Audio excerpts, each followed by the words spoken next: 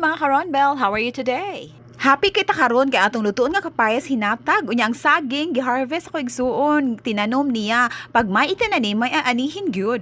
Ang gipalit kay ginaling di sa city nya ako giparisan og buwad 20 sa Tanay City atong nagasto kay mga Ricardo salin-salin ra. Obvious gid kayo nga paborito namo ang kapayas kay amo sigbalik og luto pero this time kay ginaling sa una sardinas man to mag spark lagi among mata basta mao ni among sudan.